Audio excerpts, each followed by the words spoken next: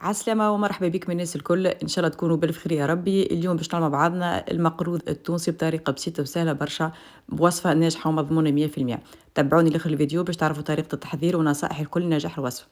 للتحضير المقروض باش نستحقوا الخمسة كيلات السميد متوسط، ماهوش السميد الأحرج دوك مهم برشا، يلزمكم تستعملوا السميد المتوسط. وباش نزيدوا عليهم كيلة وربع سميد رطب، مهم برشا، دونك 5 كيلات سميد متوسط نزيدوا عليهم كيلة وربع سميد رطب. وباش نزيدوا عليهم كيلة وربع زيت نباتي والا زيت زيتونه والا تنجموا تخلطوا ما بيناتهم. ونزيدوا عليهم مغرفة كبيرة ملح، والملح بقديمة حسب الذوق. وباش نستحقوا اختياري دونك المغرفة كبيرة كركم، إذا ما تحبوش تنجموا تستغنوا عليها والا تعوضوها بالزعفران. وباش نستحقوا الكيلتين ونصف ماء، والماء كي ميزانكم على خاطر كل نوعية سميد كيفاش تشرب، دونك أنا استحقيت بالضبط الكيلتين ونصف ماء. للتحضير دوك عمليه سهله، ناخذوا السميد الرطب ونزيدوه على السميد المتوسط ونخلطوه مع بعضهم بالكدا بالكدا، ومن بعد باش نبداو نزيدوا عليهم الزيت. كيف ما قلت لكم انا باش نستعمل زيت نباتي، وانتم بالطبيعه تنجموا تستعملوا زيت زيتونه والا تنجموا تخلطوا نصف زيت زيتونه وزيت نباتي كيف ما تحبوا. بعد ما كملت خلطت السميد بالباهي باش نزيد عليه الزيت. لهنا باش نزيد جوست كيلة بركه، وباش نخلي ربع ونشوف اذا باش نستحق لها ولا. كيف ما قلت لكم الانواع السميد راهي تختلف من نوع الى اخر، دونك هذاك علاش ما يلزمكم ما تزيدوش الزيت مره واحده. بعد ما زدت الزيت باش نبسس السميد نتاعي بالكدا بالكدا كيف ما تشوفوا في الفيديو بالضبط. يلزمكم تفركوا ما بين يديكم باش هكاك تتاكدوا باللي السميد يعني تبس بالباهي. المرحله هذه مهمه برشا، يلزمكم توسعوا بالكم وتبسوا السميد نتاعكم بالباهي. كيف ما شفتوا الكيله نتاع الزيت ما كافتنيش، دونك زدت ربع الكيله اللي سبق وخليتها. وباش نكمل نبسس السميد نتاعي بالباهي كيف ما تشوفوا الفيديو بالضبط. وكيف ما قلت لكم العمليه هذه راهي مهمه برشا، يلزمكم توسعوا بالكم وتبسوا السميد نتاعكم بالكدا بالكدا باش من بعد المقروض نتاعكم يجيكم طري وهشوش. لهنا بعد ما كملت بسست السميد نتاعي كيف ما تشوفوا تبس بالباهي ما شاء الله تبارك الله. باش نغطي عليه ونخليه يرتاح على الاقل لمده 3 سوايع كاملين. دوك نغطيو عليه ونخلوه يرتاح على الاقل لمده 3 سوايع كاملين. من بعد 3 سوايع من الزمان رجعت للسميد نتاعي كيف ما تشوفوا ما شاء الله تبارك الله تبس بالباهي، شرب الزيت نتاعو بالباهي كيف ما تشوفوا الفيديو بقى مرمل ما شاء الله تبارك الله. في المرحله هذه باش نزيد المغرفه نتاع الملح، والملح يبقى ديما حسب الذوق. وباش نزيد المغرفه نتاع الكركم للماء ونحرك المكونات كل مع بعضها بالباهي. وبعد باش نبدي نزيد الماء بشوي بشوي، والماء اللي استعملته راهو ماء بارد ماهوش ماء سخون وماهوش ماء دافي. وكيف ما قلت لكم في اول الفيديو الماء عينكم ميزانكم على خاطر كل نوعيه سميد كيفاش تشرب. دوك نبداو نزيدوا الماء بشوي بشوي لين تحصلوا العجينه تكون متماسكه. وردوا بالكم ما تعجنوها، جوست تلموا العجينه لمان اكا هو بتراتش صوابعكم. دونك ديما تزيدوا الماء بشوي وتلموا العجينه وردوا بالكم ما تعجنوها. اذا تعجنوا العجينه راهو من بعد المقروض باش يجيكم يابس وما يجيكمش شوش وما يجيكمش بنين. دونك تلموا العجينه لمان لين تحصلوا العجينه تكون متماسكه كيف من هكاكا كيف ما تشوفوا في الفيديو بالضبط. وما يلزمكمش زاده تزيدوا ماء اكثر من اللازم، يلزمها تكون عجينه يعني تتفتفت كيف من هكايا، لكن كي تلموها تتلم. دونك هذا القوام تاعي يلزمكم تحصلوا عليه. العجينه لازمها تكون كيف من هكا بالضبط، يعني ما يلزمهاش تجي يعني مبلوله برشا بالماء، وما يلزمهاش زاده تكون تتفتفت ياسر، لازمها تكون بالقوام هذا بالضبط. باش نلم العجينه نتاعتي ونغطيها ونخليها ترتاح لمده ليله كامله. اكثر ما تخلوا العجينه ترتاح اكثر من بعد المقروض يجيك مطري وهشوش. دونك نلموها لمان كيف ما تشوفوا الفيديو ونغطيو عليها ونخلوها ترتاح ليله كامله. وانتر طون باش نتعدوا نحضروا عجينه التمر.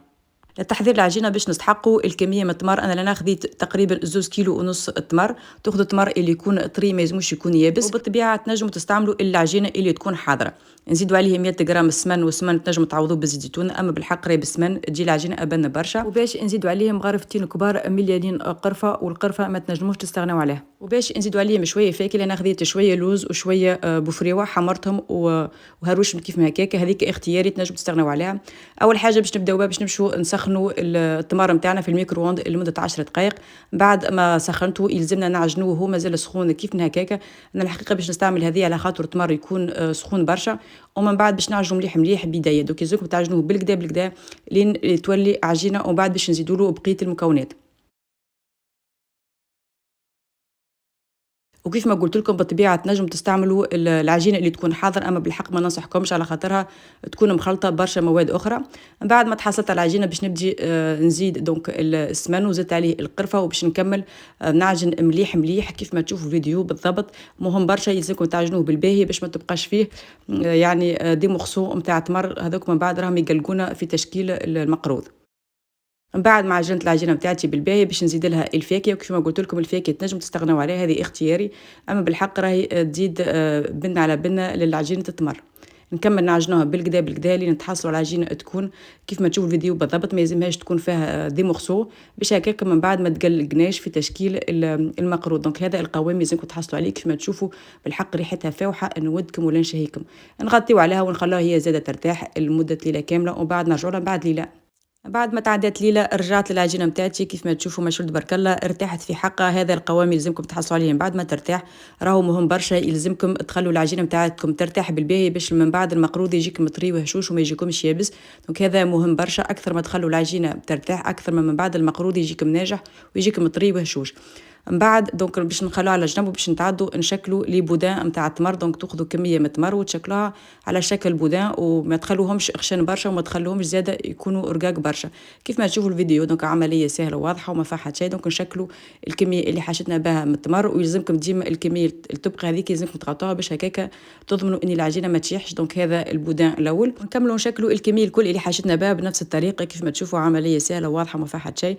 بالحق انا نشكل فيها وراي ريحتها فاوحه نودكم ولا نشهيكم. بالحق اللي مش مستانس يفوح عجينه التمر بالوفحات اللي ذكرتهم لكم جربوها المره هذه وتفكروني راهي بالحق جت عجينه بنه عالميه والتمر وجا فاوح وبنين ما شاء الله تبارك الله. بعد ما كملت شكلت الكميه الكل اللي حاجتي بها حطيتهم في طبق باش نغطي عليهم ببلاستيك غذائي باش هكاك التمر يعني ما يشيحش. دونك مهم برشا يلزمكم تغطوهم مليح مليح باش تضمنوا بان عجينه التمر يعني ما تشيحش، على خاطر كان تخلوها من غير غطاء راهي باش تشيح كومبليتمون. اونتر طون باش نتعدوا نحضروا دونك شكلوا كعبات المقروض. دونك خديت كميه صغيره من العجينه كيف ما تشوفوا، ما تاخذوش كميه كبيره باش هكاك العجينه ما تغلبكمش وباش نشكلوها على شكل بودان. مهم برشا ما تنسوش باش تغطوا العجينه سينو راهي باش تشيح. دونك مهم يلزمكم ديما العجينه تكون مغطيه بالكدا بالكدا. دونك نشكلوا البودان تاعنا كيف ما تشوفوا الفيديو بالضبط، ومش لازم باش تخدموا العجينه برشا سينو راهي تسيب الجلوتين نتاعو وتولي لكم عجينه خبز وما عادش باش تولي عجينه مقروض. بعد ما شكلت البودان تاعي باش نعمل فيه فتحه كيف ما تشوفوا الفيديو بالضبط. دونك تنزلوا بصوابعكم كيف من هكاكا لين تتحصلوا على حفره تكون غارقه شوي، وحاولوا علوا في الجناب باش هكاكا من بعد وقت ما تعبوهم بالعجينه التمر تلقى العجينه بلاصتها، اي سورتو باش سهل عليكم من بعد عمليه التسكير. بعد ما عملت الفتحه بتاعتي في وسط العجينه باش نزيد عليهم عجينه التمر وباش ننزل عليها مليح مليح باش هكاك تشد بلاصتها، ومن بعد باش نسكر عليها بالعجينه كيف ما تشوفوا. باش نسكر عليها بالعجينه ويلزمكم تسكروا بالباهي وحاولوا ديما انزلوا باش هكاك عجينه التمر تشد في العجينه نتاعه المقروض. دونك مهم برشا يلزمكم تسكروا عليها بالكدا بالكدا باش هكاك تضمنوا ان العجينه من بعد ماهيش باش تخرج من الجناب. بعد ما كملت سكرت على التمر بالباهي باش نبدي نشكل البودان نتاعي. دونك باش نبدي نرولي فيه كيف من هكاكا لين يطول بالباهي، وردوا بالكم ما تخلوه خشين برشا وردوا بالكم زياده اللي ترقوا فيه برشا سينو راهو من بعد المقروض باش يجيكم يعني رقيق برشا وراهو باش يبس بعد ما يطيب. واذا حسيتوا باللي العجينه ماهيش باش تطوعكم يعني البودان طويل برشا، قسموه كيف ما عملت انا على يعني دونك على نصفين وكملوا شكلوا البودان نتاعكم على الخشن اللي لازم يكون بينكم. ما يلزمهاش يعني البودان يكون خشين برشا وما يلزموش زياده يكون رقيق برشا باش هكاك من بعد المقروض نتاعكم يجيكم طري وهشوش وما يجيكمش يابس برشا.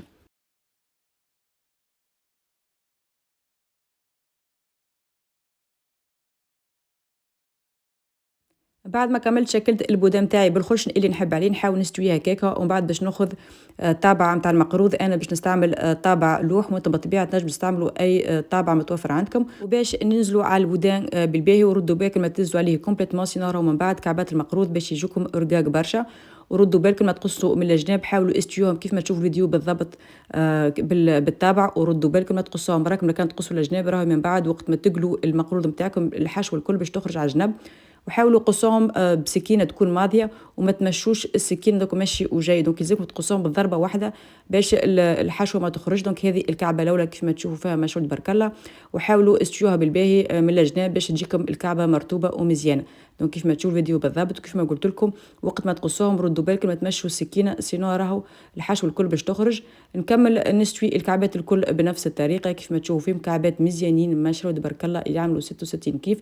لأنا من بعد باش نوريكم بالطبيعه كعبه عن قرب باش هكاك تشوفوها كيفاش مزيانه. دونك هذه الكعبه نتاعتي كيف ما تشوفوا فيها مرطوبه مستويه تعمل 66 كيف. الحشوه ماهيش خارجه على جنب، مقسومه بالباهي، مشروط برك الله. نكملوا نشكلوا الكعبات الكل بنفس الطريقه كيف ما تشوفوا، فيها عمليه سهله وواضحه وما فيها حتى شيء، اما بالحق راهي تشد اليد برشا، سورتو بإلي انا عملت كميه كبيره يعني ماهيش كميه صغيره، وانتم بالطبيعه باش تعملوا كميه صغيره يعني باش تاخذ يعني منكم شويه وقت مش مده طويله. هنا بعد ما كملت شكلت البودام نتاعي باش ناخذ التابع، وكيف ما قلت لكم انزلوا على العجينه وما يلزمكمش زاده تنزلوا عليها باش ترقوا في كعبه المقروض، سينو راهي من بعد تجيكم رقيقه وقت ما تقلوها راهي باش تجيبز.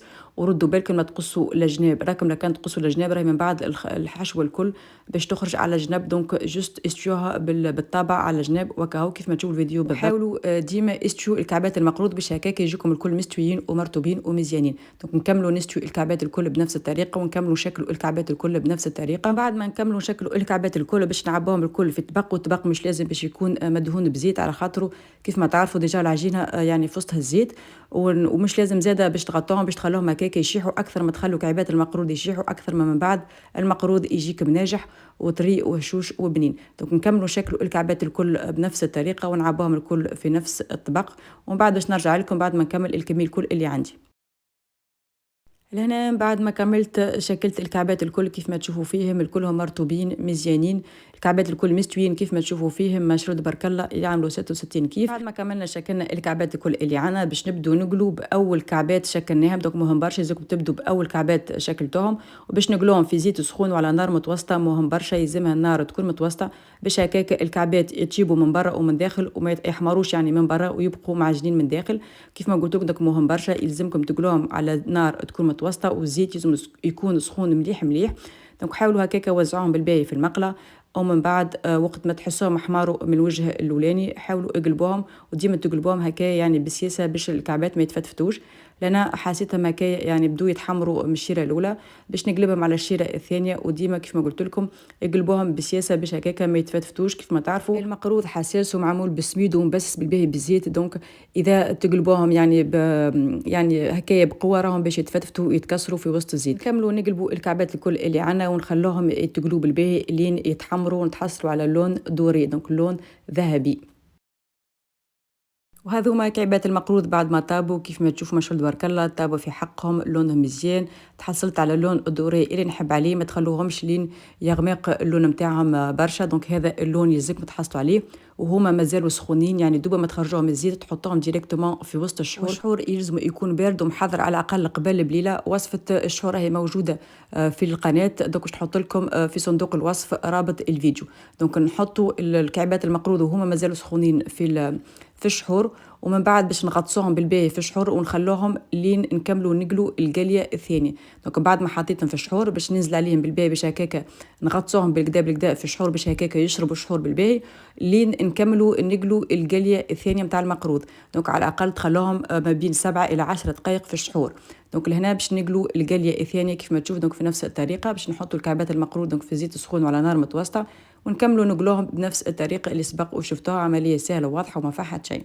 وبالنسبة للكعبات المقروض اللي حاطيناهم يتشحروا يلزمكم تخرجوهم على الأقل دقيقتين قبل ما يكملوا يتشيبوا. دونك الكعبات المقروض اللي قاعدين يتقلون هنا كيف ما تشوفوا دونك نخرج فيهم على خاطر الكعبات المقروض اللي قاعدين يتيبوا مازال لهم شوية ويعني ويتيبوا بالباهي. دونك وقت ما تخرجوا الكعبات المقروضة اللي قاعدين يتشحروا حاولوا استقطروهم مليح مليح مشحور باش هكاك ما تهزوش معاهم كمية كبيرة من الشحور. بعد ما نكملوا نخرجوا الكعبات مشحور بالطبيعة يلزمنا نخرجوا الكعبات اللي قاعدين يتقلوها هذوكم ونحطوهم ديريكتومون في الشحور وهما سخونين. باش تسألوني تقولوا لي وعلاش يلزمنا نشحروا المقروض وهو مازال سخون؟ نشحروه وهو مازال سخون باش هكاك يدخل فيه الشحور بالباهي ويجيكم من بعد طري ومعسل ويجيكم هشوش. دونك هذاك علاش يلزمنا نشحروا المقروض في شحور بارد وهو يلزم يكون سخون بالباهي باش يدخل فيه الشحور ويجيكم من بعد طري وهشوش. باش نكمل نقلي ونشحر الكعبات الكل اللي عندي بنفس الطريقه باش هكاك ما نطولش عليكم الفيديو. دونك نكملهم الكل ونكمل نشحرهم الكل كيف ما قلت لكم بنفس الطريقه اللي سبق وشفتوهم، ونرجع لكم نوريكم لو ريزلتا فينال. وهذوما كعيبات المقروض نتاعي بعد ما كملت حضرتهم كيف ما تشوفوا فيهم مشروع تبارك الله. لونهم مزيان، يلمعوا، ريحتهم فاوحه، نودكم ولا نشهيكم. بالنسبه كيفاش نحتفظ بهم، دوك انا نعبيهم الكل في سطال والا في حكه بلاستيك كيف من هذيك. الحكه هذيك دونك شريتها من ايكيا في تولوز، دونك موجوده نورمالمون في الايكيا نتاع فرنسا الكل. نعبيهم الكل دونك في الحكه ونسكر عليهم بالباهي ونخبيهم يبقوا يعني ما بين جمعتين الى 4 جمعات، تبقى فيهم اللمعه هي يبقوا يتقرمشوا من برا وهشوشين من الداخل. المهم يلزمكم تعبوهم دونك في سطال والا في حكه كيف من هكاكا، ويلزمها تكون تتسكر بالباهي باش ما يدخلهمش الهواء. بالطريقه هذه تضمنوا بان المقروض نتاعكم باش يبقى ديما اطري وهشوش، وخاصه ماهوش باش يشيح من العسل. هنا حبيت نوريكم عن قرب باش هكاكا تشوفوا كعبه المقروض كيفاش خرجت مشروع تبارك الله. لونها مزيان تلمع، تعمل 66 كيف على قد ما نحكي لكم على البنه وشوي. بالحق جربوا بالطريقه هذه، اي سورتو جربوا المقروض المره هذه بالتمر مش بالعجينه التمر اللي تتباع، وتفكروني راهو بالحق يجيكم مقروض بنه عالميه. نودكم ولا نشهيكم. ان شاء الله وصفه اليوم تكون عجبتكم، وما تنسوش باش تشجعوني باللي جيم ولي كومنتير. تو ما بقى لي كان باش نقول لكم بالسلامه.